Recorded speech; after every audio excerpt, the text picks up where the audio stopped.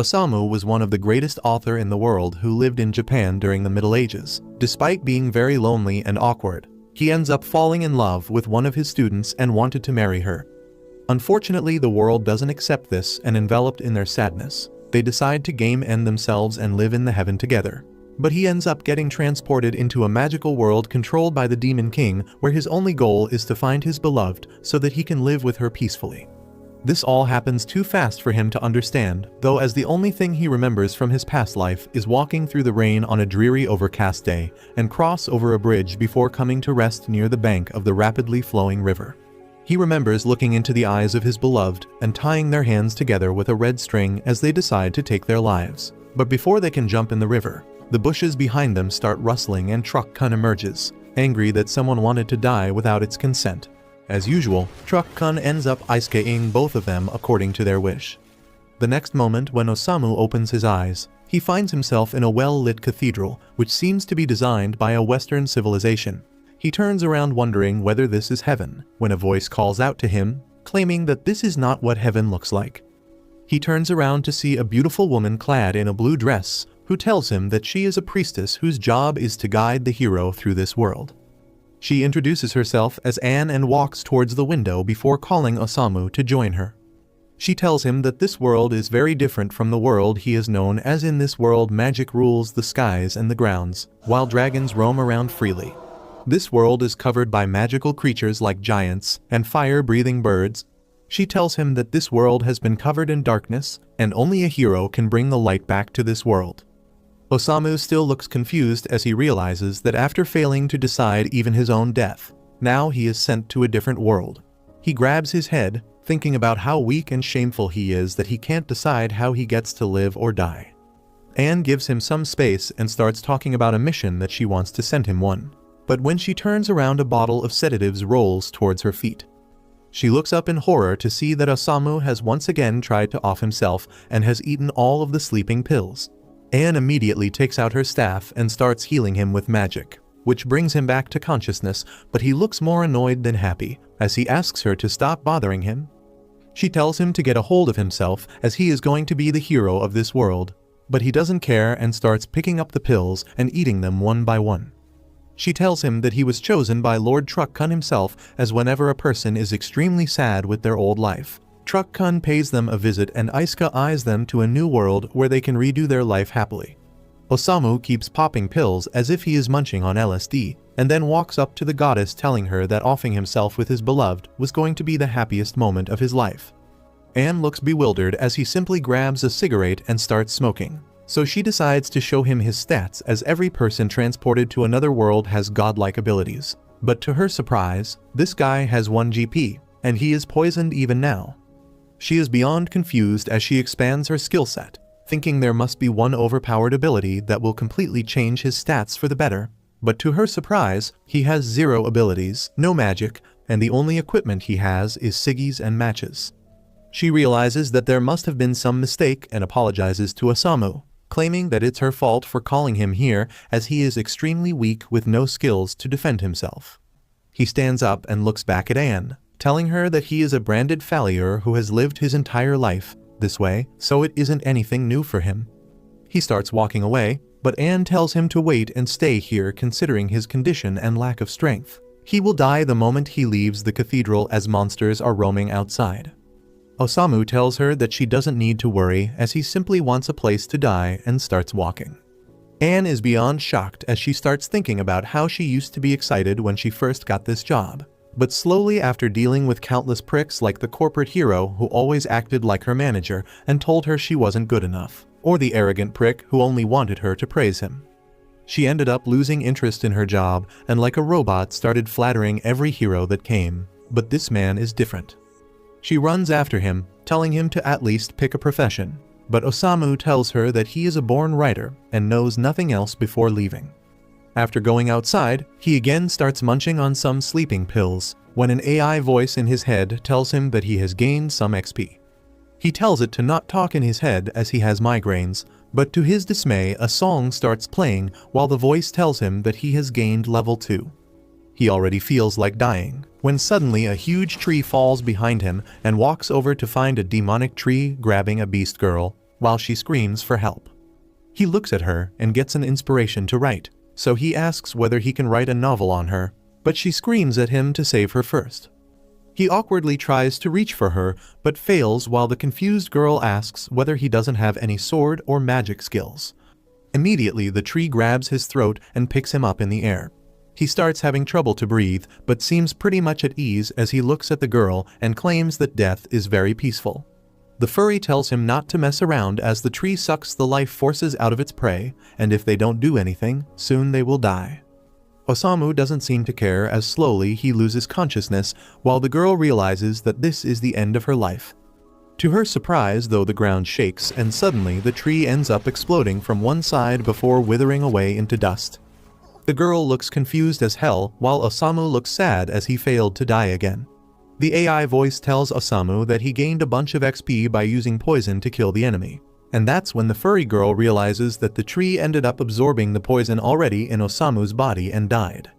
The voice tells him that he is level 3 now, while he holds his head and grabs another ciggy.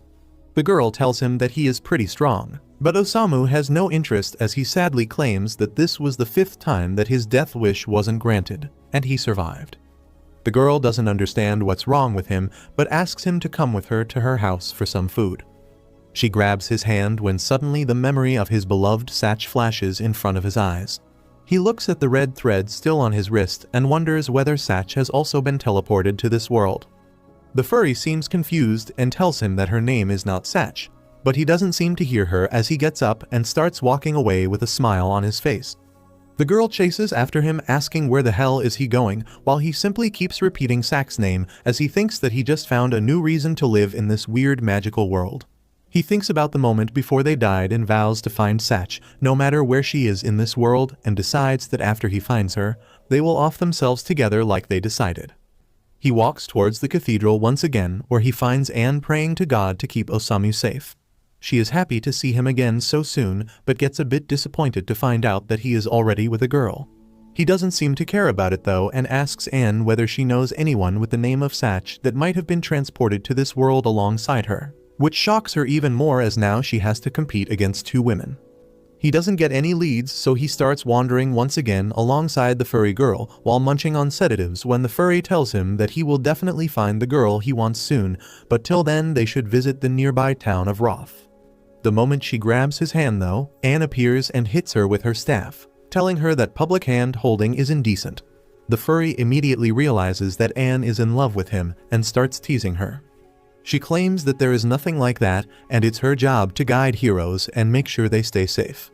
The furry claims that she now understands why he is so strong. Anne seems surprised and asks what is she talking about when the beast girl tells her that Osamu saved her from a demon tree with just a single attack. Anne feels even more sad thinking that he has already grown so close with another woman when she turns around to see him hop into a coffin. He claims that he has been feeling dizzy ever since he came here and is going to sleep now. With that, he closes the coffin, which forces Anne to tow the coffin with a rope to reach the Gibber Town where the real adventures will soon begin. Soon enough, Tama the furry is also forced to drag the coffin alongside Anne, which frustrates her, and she starts screaming at Osamu to come out and walk like a normal person. She waits for a reply but starts getting worried when no voice comes from inside the coffin. She looks at Anne, asking whether he is dead, but Anne quickly checks his stats and tells her that he is fine and is simply resting inside. Osamu is truly having the time of his life getting a free ride while remembering the face of his beloved. Soon enough, his dreams get interrupted by Tama screaming for him to hop out as they have arrived near the city. He steps out of the coffin and admires the beautiful city or Roth gleaming in the sunset while the shops were bustling with people and the roads clogged by all kinds of animals carrying loads. Anne tells him that they shouldn't waste time and immediately head for the palace to meet with the king, so they leave the coffin behind and start moving towards the castle. Once inside the castle, they are greeted by the fat King Tom and his beautiful daughter Princess Char. Both Anne and Tama drop to one knee, but Osamu doesn't bow like a beta and keeps standing. The king offers them beds for the night and food for as long as they are here, but replies that he wants something in exchange. The king tells them that he enjoys hearing the exhilarating stories of travelers more than anything and would like to hear some from Osamu as well. This was a big mistake, as Osamu looks at him with his dead eyes and tells him that he can teach the king how to sleep in a coffin. This scares the shit out of the fat king, who thinks that this zombie-looking man just threatened the king in his own palace. Anne immediately distracts him by claiming that the princess is really pretty, and the king seems pleased by this and tells them that she is getting married soon. He decides to introduce them to the probable matches and calls them in. Soon the door opens, and a huge knight enters the court alongside a slender man carrying a harp in his hand. The king introduces the knight as Gomez, one of the strongest men around, and Otto, the clever musician with a sharp mind for politics. He explains that the Demon King has increased the activities near the area, but he himself is too fat and old to fight the demons now, so he wants one of his sons-in-laws to deal with these things for him. While Osamu keeps munching on poison pills, the king asks them which of the two matches is better suited to be the next king of this kingdom. But Osamu doesn't really care and tells the king that he has no idea. He calls the king stupid for putting the fate of the entire kingdom on the decision of some random travelers, and with a smile, tells him that he is not even fit to be a king, both figuratively and literally. The king is in shock, while Osamu simply turns around and walks out of the court, leaving the two girls behind to apologize to the king on his behalf. Later that night, Osamu sits on his bed, looking outside at the beautiful moon, completely lost in his own thoughts, when Anne wakes up and asks whether everything is fine. Osamu claims that he is never able to sleep comfortably, and it's normal for him to stay awake the entire night looking at the sky. Suddenly, Anne notices something beneath the blanket and rips it off, only to find Tama cuddling in Osamu's bed deep asleep. She hits her with a pillow and starts shaming her for being so indecent, calling her a furry thought. Osamu can't handle all this shouting, so he calmly makes his way outside the room and starts walking to find some peace. In the hallways, he spots a shadowy figure who turns out to be Princess Char looking out towards the lake, so he joins her. She greets him as he walks beside her and looks outside into the lake and claims that the lake looks so beautiful that he simply wants to drown himself in it. This shocks the princess, who asks whether he is feeling okay, but Osamu turns the question around and asks whether she is feeling okay considering how stressed she must be. She looks a little sad and tells him that Gomez is a strong knight and has a lot of soldiers under him, which makes him very dependable and the best choice for the kingdom. But Otto is her best friend since childhood, who used to write songs for her whenever she felt down. This makes the choice very difficult for her, and Osamu understands this. He tells her that for the longest time he has been trying to end himself, greatly inconveniencing a lot of people, but he still has enough self-respect that he won't let anyone else choose the way he lives. This opens the princess's eyes, while Osamu walks away, telling her that she should do whatever her heart desires and not care about anyone else. The next morning, the king calls them all again into the court as he happily exclaims that his daughter has finally made her decision and he wants them to act as a witness. The princess looks up and starts walking down, claiming that she thought long and hard about it and has finally come to the decision that she wants to off herself alongside Osamu. This shocks all of them, knocking Anne out, while Tama screams at her to stop messing around. Char, however, doesn't care as she tells Osamu that she thought Otto sang songs for her whenever she felt down, but last night when she was happy, he was still singing his song, which ruined her sleep and made her realize that Otto is just a narcissistic prick. She also can't choose Gomez because he is a smelly old brute. The king runs to her and tells her that she needs to choose a husband. But the princess calls him an idiot for never asking for her permission and announces that she doesn't want to get married. She tells Osamu that he was the only one who considered her feelings when suddenly the huge knight removes his helmet in anger as he is insecure about being smelly. They all watch in shock as he soon transforms into a weird demonic-looking bull and claims that he is one of the officers of the Demon King army who wanted to marry the princess and become the king so he can offer the kingdom to the demon lord. Osamu looks at her and claims that he does smell quite a lot, which enrages the bull as he vows to kill all of them for this disrespect. Tama tries to wake Anne up, while a bunch of guards swarm into the court to protect the king, but with a single punch, the demon blasts them all away alongside a broken pillar. Tama barely dodges the pillar as she carries Anne and jumps away, which makes her angry, and she decides to retaliate. She rushes in and delivers a knee to the demon's ugly mug, shaking him completely as he never expected a furry to fight. Otto decides to sing his newest song for them, which actually acts as a buff, increasing Tama's stats by a lot. The bull immediately rushes towards Tama with his horns ready to skewer the beast girl. But Tama is much more nimble and slides beneath the attack before kicking the demon in the face. The demon still persists, so she tries to punch him away, but he blocks it with his horns and attacks her. She backs off in time to save her life, but a small cut opens on her face as she starts bleeding. Tama gets into her stance, aware of the fact that the bull's horns are sharp as well as very hard, while the monster gets ready to go all out on the girl in hopes of finishing the fight as soon as possible. Before he could attack though, Osamu interrupts him as he calls him a cow before asking whether he could kill him and Char first. This takes Char by surprise, while the king tries to tell them to stop. Tama screams at Osamu to stop his nonsense, while the beast simply laughs with a fire in his eyes as he promises to kill them before killing the king and then every last person in this kingdom because Osamu called him a cow.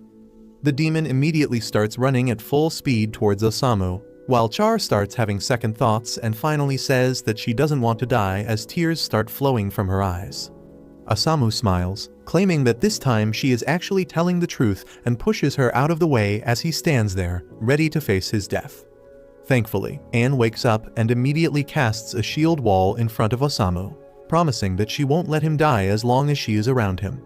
The demon bull keeps pushing against the shield in order to break it, but to everyone's surprise, he ends up breaking his own horns as he stumbles back in pain. This gives Tama an opportunity to strike, and she immediately jumps in with a calm haba, blasting the demon through the walls and out into the lake. Tama and Anne both let out a sigh of relief as they realize that the problem is finally over, while Otto praises them and promises to convert the story of this struggle into a song. Char watches the lake from the hole in the wall when his father runs up to her and immediately falls to his knees apologizing for never considering her feelings and claims that he is not fit to rule this kingdom. Char hugs him deeply and tells him that she has already forgiven him as they decide to openly discuss their feelings from now on and rule the kingdom together. The next morning, the king steps down from his position and becomes an advisor while Char steps up to become the youngest queen the kingdom has ever seen. Anne and Tama again leave on their journey, lugging the huge coffin behind them while Osamu sleeps inside waiting to see what new adventures they will be facing soon. Both Tama and Anne carry him in his coffin for the next few days, while he barely came out of it. Tama starts getting tired and they decide to take a break, when Osamu emerges from his coffin asking whether it's time to eat. He claims that he would like to have some boiled tofu, but when he looks at the confused priestess's face, he simply reclines back to his shell, while Anne starts noting the food down to buy it from the next town. While Anne was looking at the map to figure out where they are, Tama asks when will they reach her homeland, called Grun. Anne immediately looks it up and claims that they are a couple of days away, and tells Tama that they will have to stop at one of the temples there. Tama shoves some bread in her face and asks why do they have to stop, and Anne replies that usually heroes from the other world travel straight up to the demon lord's castle to try and defeat him. But Osamu doesn't seem to have any goals like that and only wants to find his beloved Satch. Because of that, they will have to roam around and find more information about her. Tama starts teasing her for liking Osamu, but she immediately denies any such thing, claiming that she is just trying to guide him, which is her job. Tama tells her that she will accompany them till her hometown, but after that they will have to travel alone. Anne claims that she has already sent her resignation through a familiar to the temple, so it shouldn't be a problem, but to her surprise, the familiar comes back and starts biting Osamu on the head who came out for a smoke break. She immediately grabs the familiar and finds out that the familiar didn't even deliver her resignation. She angrily throws the familiar away, but Osamu finds him cute and names him Milos before retreating back to his coffin. Suddenly Milos starts acting weird and runs away out of fear, which surprises Anne, but before they can respond, a giant red dragon descends from the sky above and lands just a few feet away from them. Both Anne and Tama are beyond horrified as a dragon is the world's most powerful monster. The dragon roars at them while they stand at the same place, too horrified to move. Just when they thought the end was near, a voice behind them commands the dragon to back off, and the dragon obeys. They turn around to find a small white-haired hooded girl who walks past them and straight up starts petting the dragon. The girl starts talking to the dragon in a foreign language which shocks both Tama and Anne as this means that she has tamed the dragon. The girl turns around and tells them to leave immediately as this place is very dangerous. But before they can reply, Osamu emerges from his coffin once again for a smoke. Anne tells the young girl that Osamu is an otherworldly hero, but immediately after hearing this, her attitude changes. She removes her cloak to show that she is a half-dragon herself, and her aura starts pushing them back. Anne can't believe the power this girl possesses, while she claims that she will kill any otherworlders she see. The dragon bitch immediately charges a magic attack and shoots it towards Osamu, but Anne is a true homie and stands her ground, putting a shield in front of them. The dragon girl's power are too much though, and Anne's shield ends up breaking, creating a huge explosion. Thankfully, as the dust settles, Anne managed to deflect the attack at the very last moment and saved their lives, but now she is completely depleted and on the ground. They somehow manage to stand up as Anne tells Tama that they have to defend Osamu, but the dragon girl simply walks up and uses her gravity magic to push them back on their knees as they feel an intense pressure on them. Suddenly Anne notices a special mark on the dragon girl and realizes that this person is none other than the demon lord herself. The demon lord starts charging another attack, but Osamu calmly gets up and tells her that she should leave the girls alone as he walks up to her. Osamu tells her that he is her opponent and is ready to die already, so the demon lord doesn't even waste a second and stabs Osamu through the chest with her bare hands. Both Anne and Tama are horrified as Osamu falls to the ground in a pool of his own blood, while the demon lord walks away from the scene, bidding them farewell. Tama and Anne collapse from the shock and exhaustion, while Osamu speaks up to the demon lord, claiming that he can feel her hatred when she stabbed him. The demon lord is taken completely off guard as she watches Osamu get up and walk to her, claiming that when he was really sad, even he wanted to stab someone to feel something. He walks up to her and touches her face, claiming that her eyes are very sad and asks why she is so sad. The demon lord recovers from the shock and immediately jumps on the dragon, flying away from the area, completely baffled, while Osamu falls to the ground once again. Thankfully, Milos was hidden in the corner, and immediately carries them all to the nearby temple, where the priestess is shocked to find Anne close to death. She asks whether she is okay, but Anne only tells the priest to save Osamu's life, who is bleeding continuously. The priestess immediately summons every healer in the temple and starts taking care of them, and by the next morning, Osamu is out again, doing his usual thing like buying the most deadly poison and chugging it like a white girl at a frat party. Tama immediately smacks the bottle away and starts shouting at him, while the priestess named Isha asks Anne why she was combing here. Anne immediately asks whether she knows anyone named Satch, but Isha denies having any such knowledge and asks why the hell is she traveling with the otherworlders. She tells her that she felt relieved hearing that Anne quit her job, as otherworlders are massive jerks who only use the powers given to them for their own good. While she was telling Anne to stop traveling with Osamu, another otherworlder walks up to them and starts rapping like Drake after Kendrick Lamar eyed him. He flexes money on them, since he has the power of infinite multiplication, which he is only using for his own benefit obviously.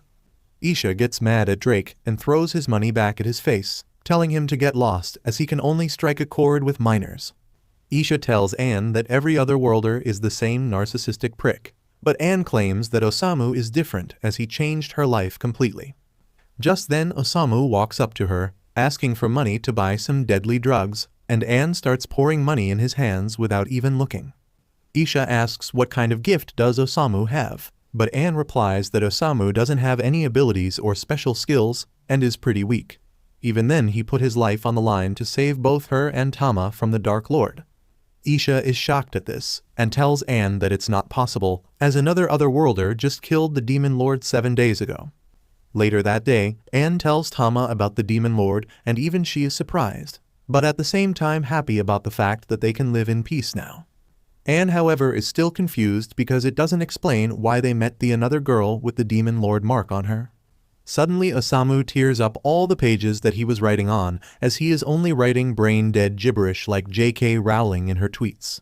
Anne tells him to stop being a nerd and takes him out for shopping, where she buys him a huge thick set of armor that covers his entire body and is too big for him. Tama claims that Osamu can't even walk in that, but Anne claims that she can't see him get hurt anymore, so this armor will have to do. After that she puts the helmet on top and tells him to stay where he is while she goes ahead to buy some other things. This seems to be a bad idea, as he soon gets surrounded by onlookers, but thankfully Isha spots him and asks what the hell is he doing here.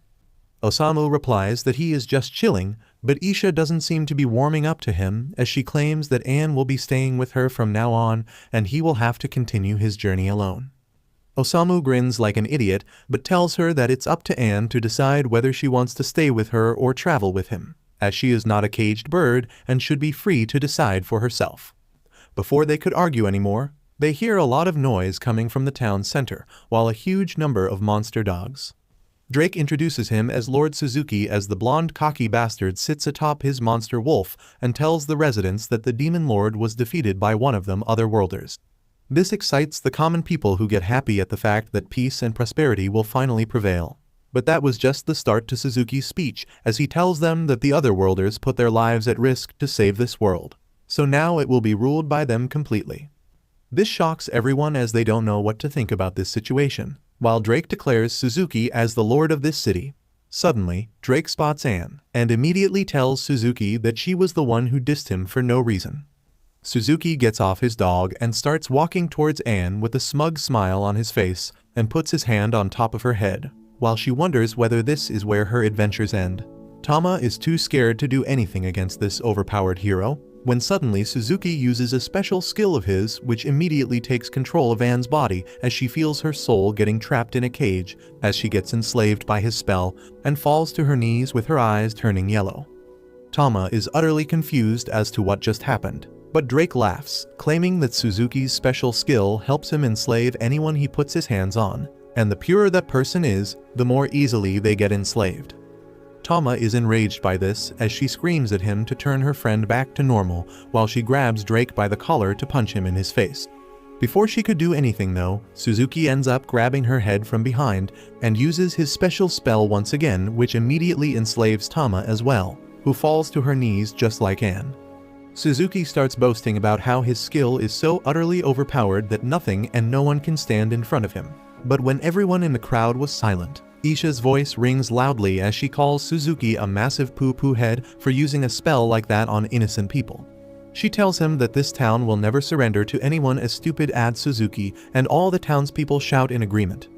Suzuki isn't deterred, though, as he smiles and claims that it doesn't matter what the weak people of this world want, and claims that if they won't surrender to him, then he will simply destroy their entire town and build his kingdom on their ashes. He tells his rabid monster dogs to attack all the townspeople, and immediately all hell breaks loose, as people start running in all directions, trying to run away from the monsters, while Suzuki laughs and starts walking away.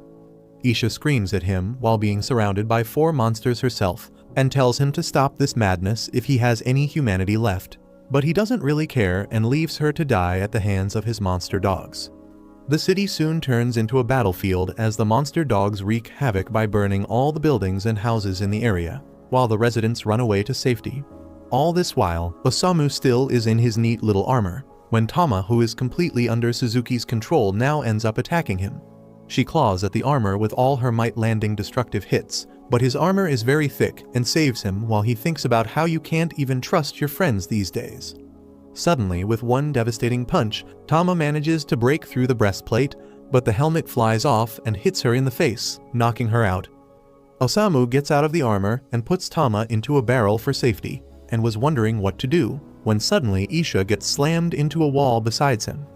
He looks at her with a blank face and asks what's happening, while she tells him that this is why she doesn't trust otherworlders, because they all are greedy and narcissistic idiots who don't care about anyone.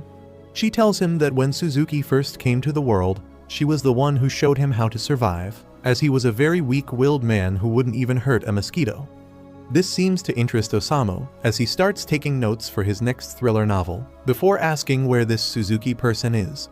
Isha looks confused, but claims that he went to the church, so Osamu decides to follow him while leaving Tama under Isha's care.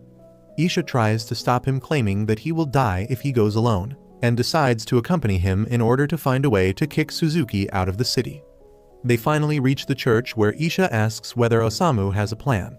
Osamu doesn't seem to hear her and takes out a bottle of poison, which she thinks is for killing the demon dogs, but to her horror, this absolute unit of a man chugs down the entire bottle right in front of her.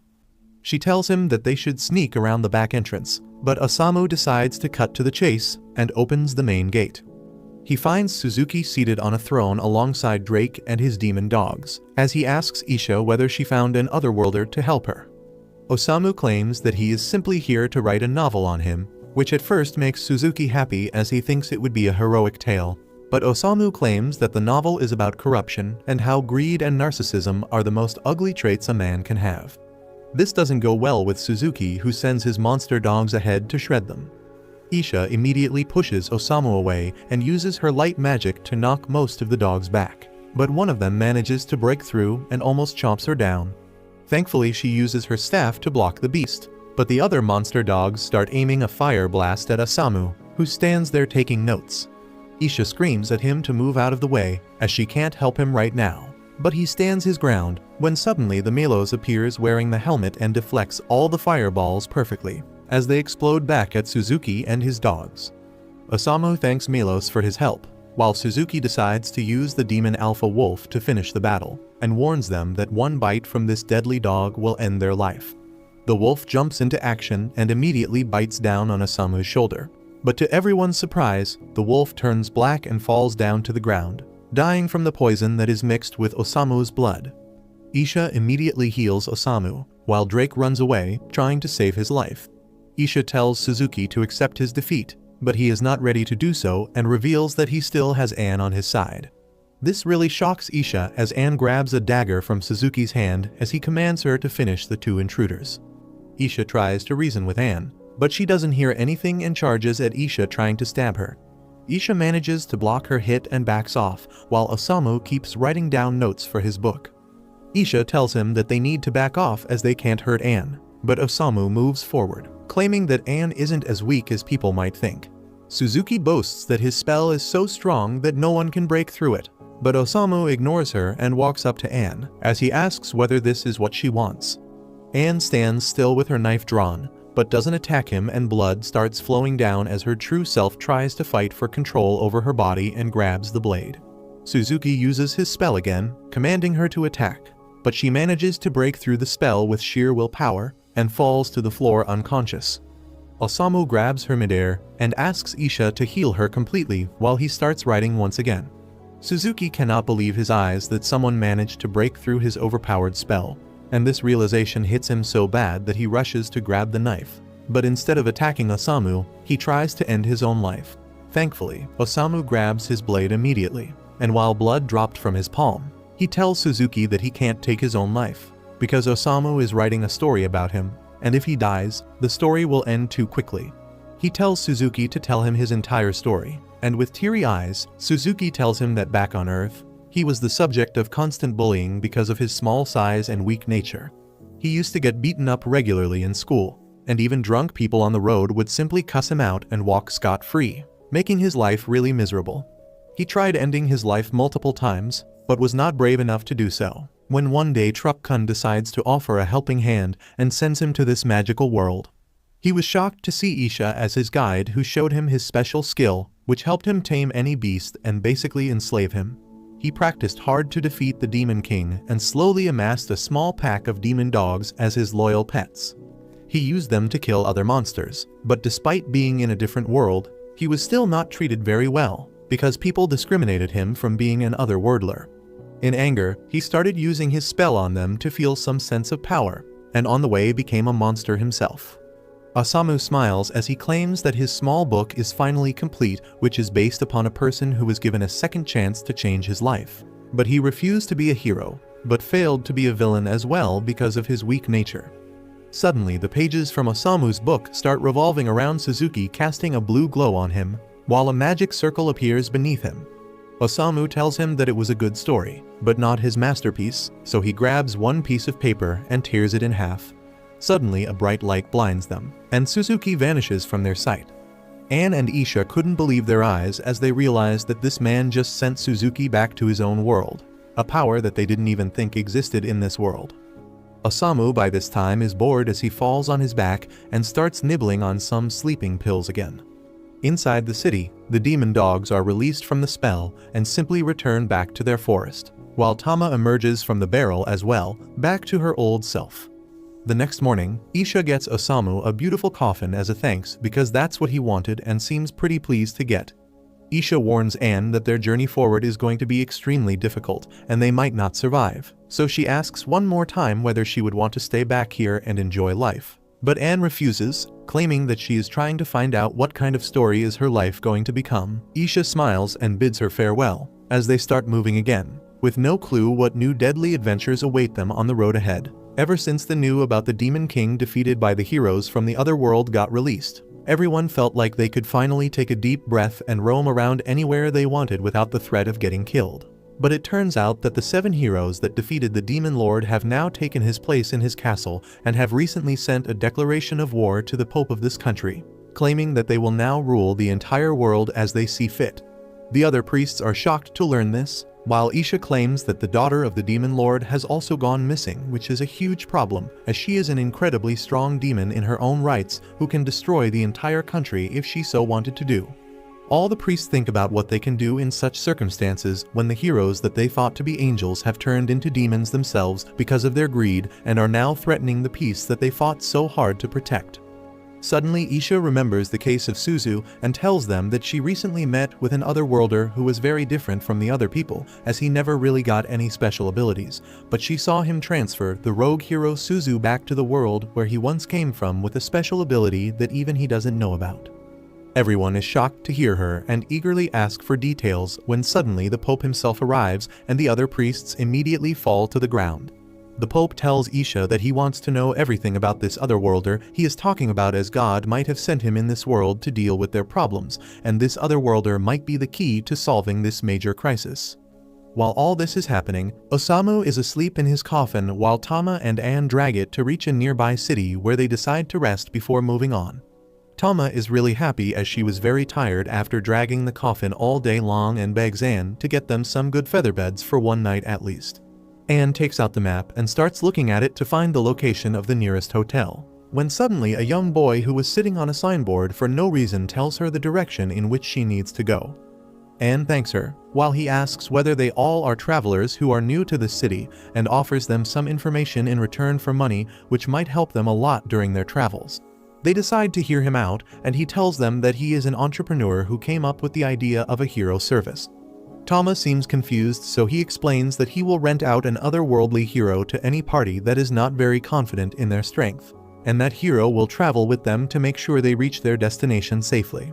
Tama immediately looks disgusted as she thinks about Suzu and Drake, but the boy tells her that heroes are sent from otherworld for their protection, and they are very nice. He tells her that for the low price of $5,000, he will get them a really nice hero to accompany them. Tama smells the scammy Indian accent from his voice and tries to deny any help. But Tama is a dumbass like your grandmother who got scammed and immediately takes out the money, claiming that it's a small price to pay for the safety of Osamu.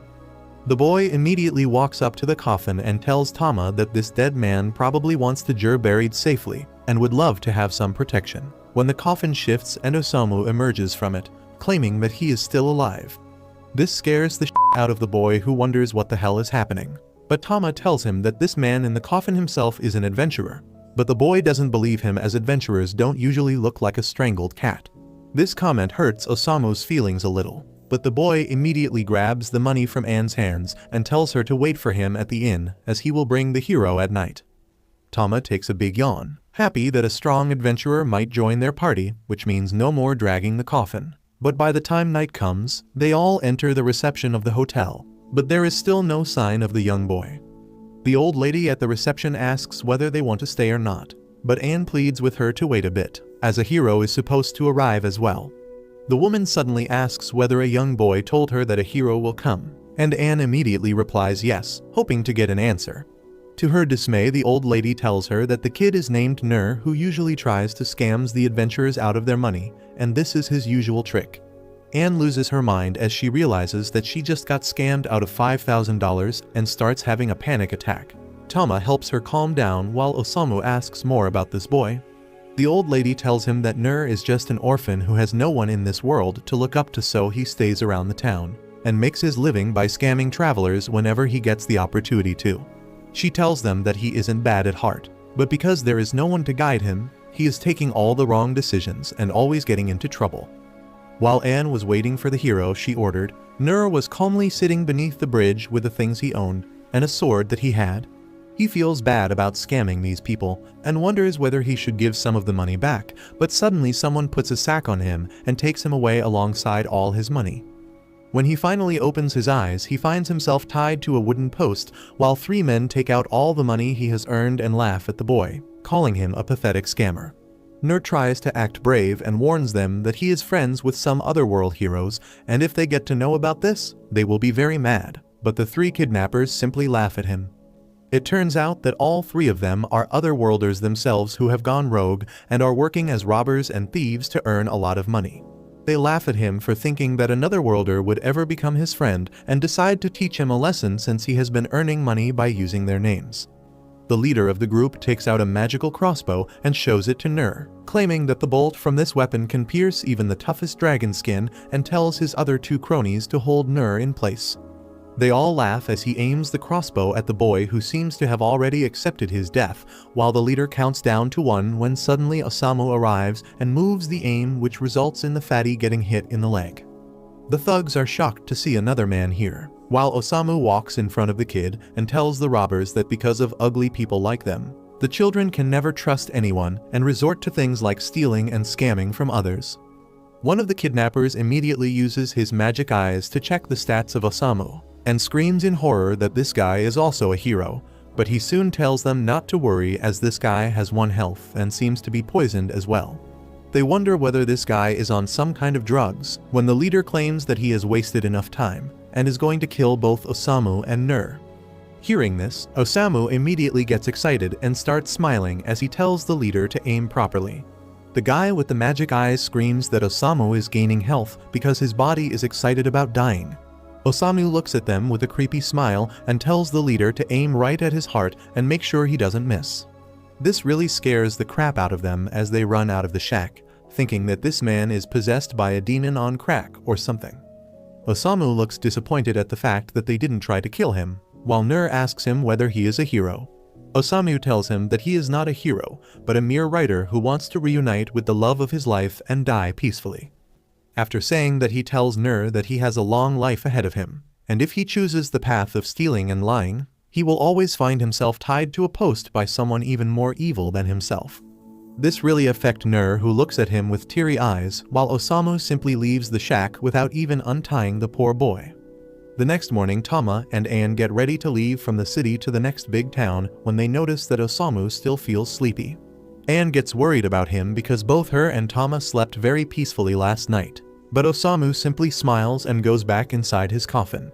Anne starts shouting at him to come out when suddenly they hear the voice of Nur behind them. Tama immediately jumps on him, demanding their money back, but Nur claims that he didn't lie to them and will be joining their party to make sure that they reach their destination safely. Osamu and others soon reach the city of Grun, which is also Tama's homeland. The security at the gate is pretty tight, but Tama is confident that she can get everyone in without any difficulty since she is really famous in her hometown. Turns out she is not just famous but also wanted, because just as the guards see her, they immediately put her and everyone with her under arrest. The guards put Osamu, Anne and Nur in a prison, while taking Tama somewhere else. Osamu sleeps on top of Milos peacefully, while Anne cries, and Nur wonders if they got arrested because of Tama. He wonders what kind of crime did she commit, but Anne believes that Tama did nothing wrong.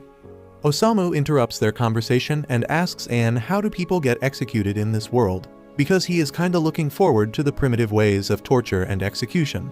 Nur is taken aback on seeing him smirk to himself, but he decides that the first thing they should do right now is get out of prison. He uses the skills he picked up on the streets to unlock the prison door, and Anne gives him a judgmental look.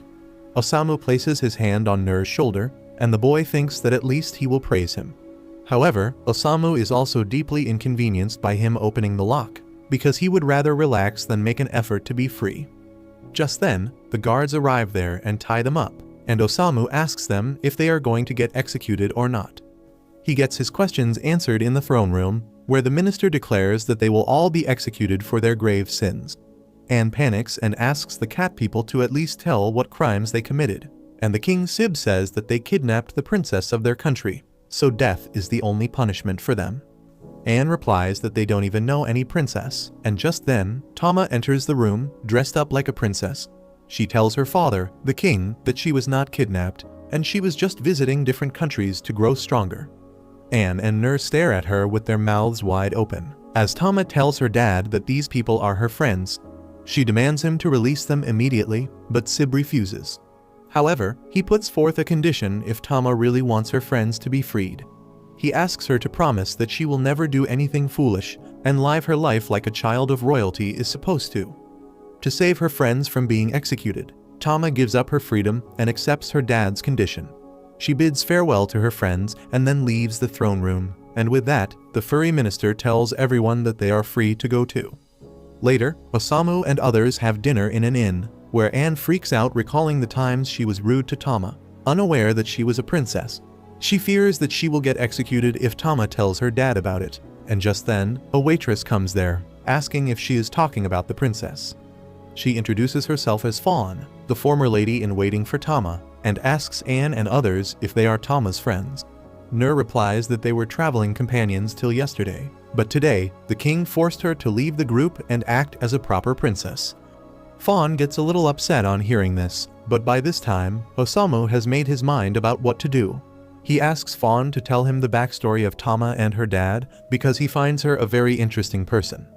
Anne and Nur advise against it, telling Osamu that he can land into trouble if he is found digging into the past of a princess. He simply replies that he doesn't care if Tama is a princess or a bar dancer, because she is his friend. Fawn agrees to tell him the story to the best of her knowledge. On the other hand, Tama is getting nostalgic thinking about her friends, when she suddenly spots a person standing on top of the palace. The very next moment, a huge chunk of the building is sucked into a black hole, and the king reaches the throne room to check out what is happening. He finds a human relaxing on the throne, who introduces himself as Kai, one of the 7 otherworldly heroes who defeated the Demon Lord. The king asks him what is he here for, and Kai declares that he is here to consume the entire kingdom, as a demonic jaw appears behind him. The soldiers tell Kai that he won't be able to leave alive because Grun is a city of warriors. They charge at him, but Kai just snaps his fingers, and the demonic jaw appears right next to the soldier, devouring them instantly. Apparently, Kai gets a taste of whatever his demonic jaw eats, and he spits out the bones of the cat soldiers he just killed. He says that their meat was too tough and chewy, and he doesn't want to eat anything like that. He begins walking towards the king, saying that he doesn't like the taste of men anyway, so he will try eating a plump woman next. King Sib tells Kai that he won't leave this room alive, because he will face him personally. He sheds of his armor and gets ready to fight, and Kai summons his demonic jaw to attack him. Sib dodges the attack of the demonic jaw and lands a kick behind it, before rushing at Kai and hitting him with a powerful thunder fist. Kai screams in pain as the king's attack Pikachus the crap out of him, but he was just acting. He quickly puts some distance between himself and Sib, and then reveals that his stomach had transformed into stone because he ate a bunch of rocks before coming here. Seeing that ordinary attacks won't be useful, Sib removes all the limiters on his power and charges up his ultimate attack. A magic circle appears over his fist, and he charges at Kai, but just then, Tama comes there and interrupts their fight. Sib backs away, and then Kai notices Tama. He declares that she will be his prey next, and Tama freezes, because she recognizes him as the person she saw on the roof earlier. She rips up her dress to fight alongside her dad, but he stops her, telling her that she won't be able to replace Leon. Those words stun the poor cat girl, and she remembers Leon, her twin brother, who was much stronger and talented compared to her. Everyone thought that the kingdom would be safe in his hands, but 10 years ago, Leon and his mom died in a carriage accident. The king was heartbroken over the loss of his wife and son, and the young Tama decided to take up the responsibility of becoming the kingdom's future. She wanted to become the replacement for her dead brother, but that only made her relationship with her father even worse. Sib tells Tama to stop interfering with his fight because girls belong in the kitchen and not in the battlefield. Tama calls her dad a misogynist pig and lunges at Kai to prove that she is as good as her brother. However, Kai sends his demonic jaw to eat her, and she is not fast enough to react to it. At the last moment, Sib pushes her away from danger, losing his arm in the process. Kai laughs at him, saying that he won't be able to use his ultimate move now because he has eaten his arm. Tama gets really furious and rushes at him, but the furry minister manages to knock her out and carry her to safety. Kai decides to let them run away because he will get to her later, and for now, he plans to consume the king. On the other hand, Osamu has finished hearing the complete story about Tama and her dad from Fawn. Just as he is about to take his leave, the old minister comes there with Tama and tells them that an evil otherworlder has attacked the castle. Suddenly, an explosion occurs near the castle, and Kai comes out with King Sib as his prisoner. He introduces himself to the people of the city and tells them that they are under new management now. He declares that his goal as the king of this land is to eat every single one of them. A man throws stones at him, daring him to come down so that he can kick his ass. In response, Kai simply gobbles him up from his place. The crowd panics and runs away, but Kai tells them that it is useless because he has put demons that used to serve the demon lord as guards to ensure that no one can get away. He then kicks Sib down and drags him away, horrifying everyone, but Osamu is happily scribbling something in his notebook. He finishes writing and then says that Tama is truly the heroine of a tragic novel. However, he wants her to wake up and show him that her story is not over yet. In her dreams, Tama sees her mother, and then she suddenly wakes up in an unfamiliar room. She goes outside to find Osamu and others and learns everything that happened while she was passed out. Tama rushes to the castle to defeat Kai, but the minister stops her, saying that she can't do that because even the king couldn't. Tama replies that her dad lost because he was trying to protect her, and it is her duty to protect their kingdom in place of her brother. She is about to leave, but then Anne stops her. She tells the cat girl that her brother and mom have passed away a long time ago, and now even the king has been defeated. If the princess of the kingdom also loses her life in such a situation, it will shatter the hopes of the country. That is why she asks Tama to sit back and let her friends handle the situation for her. Tama is not certain about it, but Anne assures her that they have a trump card to defeat the otherworlders. With that, Osamu commands his team to follow him to the castle, and they are met by two giant monsters guarding the palace. Anne and Nur get ready to fight, but Osamu steps ahead and tells the guards that they are here to be eaten by the new king. Everyone is dumbfounded as Osamu explains that he was moved by Kai's speech, and now he wants to be eaten by him. The monsters share only one brain cell, and thus they are unable to process how to react to this situation. As Osamu keeps pestering them, they throw him and his friends into the prison cell again, where Anne begins crying and begging God for help. Osamu tells her to stop acting so disgraceful, and then goes to Nur, taking out the wire hidden under his hat and asking him to do what he is the best at. On the other hand, Kai is patiently waiting for the first demi-human he will eat, when suddenly, the two guards come there, telling him about the perverted human who wants to be eaten. Before they can elaborate, they are hit by a great force from behind and yeeted towards Kai. Tama has arrived to get revenge on Kai, and he is pleased because he really wanted to eat her. She remembers the time during her childhood when she used to watch from a tree branch while her father used to train her brother Leon in the art of fighting, even though he was a very gentle person who never liked fighting or hurting someone. On the other hand, Tama was a total tomboy who really wanted to learn how to fight, but her father always used to shut her up and told her to get back to the kitchen with her mom where they belong. She suddenly snaps back to reality as she vows to herself that she will prove her strength to everyone today, while Kai is incredibly happy to see her, as he already knew that she would come to him on her own if he used her father as bait. He finally walks up from his throne towards her, claiming that he likes to play with his food, and immediately kicks the demon lying near him towards Tama, who barely dodges it, horrified at the Kai's strength. To her surprise, that was just a distraction, as Kai manages to close distance and Pikachu's the crap out of her, blasting her into the wall. She gets really shocked at this, since this is her father's ability, while Kai laughs like the horrible person he is, claiming that his secret ability is gluttony, which lets him use anyone's powers once he tastes them. And now he is going to rip her arm to arm using her own father's skills before eating her alive as well. Meanwhile, Osamu and party manage to escape the prison and wander through the halls of the palace as Anne wonders whether Osamu has a plan. But instead of heading down to the throne room, he enters a different room which belonged to the queen when she was alive. He walks through the room straight towards the dresser and tries to open the drawers, but they are locked. Nur tells him to stop wasting time as they need to help Tama, but Osamu flatters him once again by claiming that the services of a valiant warrior was needed again, so Nur happily opens the dresser, revealing a book inside. Back in the throne room, Tama barely manages to keep standing in front of Kai's continuous assault, but he is simply too quick for her as he appears behind her and lands a massive kick, throwing her in the air before elbowing her back to the ground with an incredibly force. He laughs at her, claiming that she needs to understand that her martial arts style is utter garbage and she will never be able to defeat him. But Tama remembers how her brother Leon used to train and never give up even when he hated fighting. She manages to collect her strength and gets up again, while her father tells her to back off as the difference between their strength is too much. Kai, however, is insanely pleased to see this, as it makes him even more excited to try her flesh. He remembers about the time in his old world where he was super rich with parents who used to buy everything for him. He simply used to act like a rich bratty kid all day long with 5-star dishes always on his table.